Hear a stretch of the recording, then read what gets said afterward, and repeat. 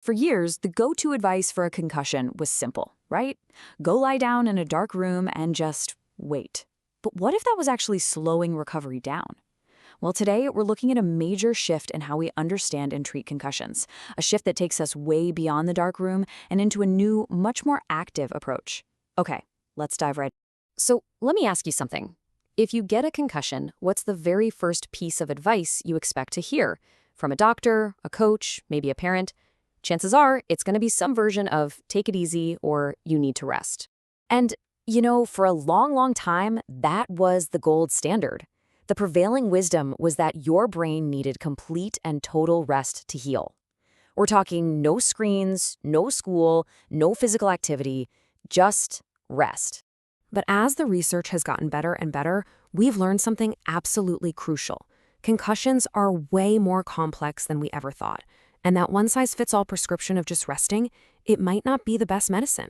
In fact, for some people, it could even be doing more harm than good.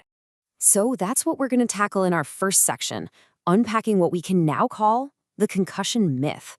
We're going to look at why this old rest is best model is falling out of favor, and what the science is telling us about the real nature of this injury. Okay, so the whole reason the strict rest model is flawed comes down to this term you see here, heterogeneous injury. It sounds complicated, but the idea is actually pretty simple. It just means that no two concussions are alike. Seriously, the injury hits different people in totally different ways, causing this unique mix of symptoms and problems for every single person. So why would we treat them all the same? And this is where you really start to see the problem. When you tell someone to just rest for a long time, it can have real negative consequences. You can get physically out of shape, being cut off from your friends, your teammates. That can lead to some serious social isolation. And all of that, piled on top of the injury itself, can actually make anxiety and depression worse. But the biggest issue? It completely ignores what's specifically wrong. All right, so if the old way is out, what's the new way in? That brings us to section 2, where we're going to explore the new clinical model that is totally revolutionizing concussion care. Here's the big idea, the game changer. The new approach shifts the focus away from treating a concussion as this one single thing. Instead, it's all about identifying and treating the specific symptom profiles that pop up after the injury.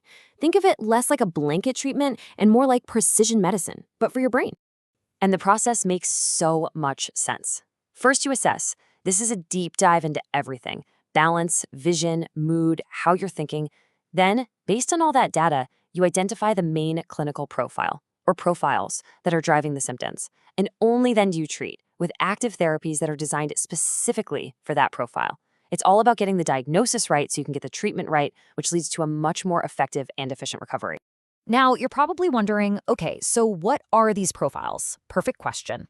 In section 3, we're going to break down the 5 primary types that researchers have identified. So here they are. The 5 main profiles are migraine, anxiety/mood, vestibular, that has to do with your sense of balance and motion, ocular, which is all about your vision, and finally, cognitive/fatigue. Now, someone might have just one of these as their main problem, or they could have a mix of a few. Now, check out this slide. This is from a study of over 200 patients, and what's so fascinating is the breakdown. Just look at the 2 biggest slices of the pie: migraine and anxiety/mood. Together, they make up about half of all cases. Then you've got vestibular and ocular, which account for over another third. This just visually confirms how different concussions can be, and why a single treatment just doesn't make any sense. But here's where it gets a little tricky.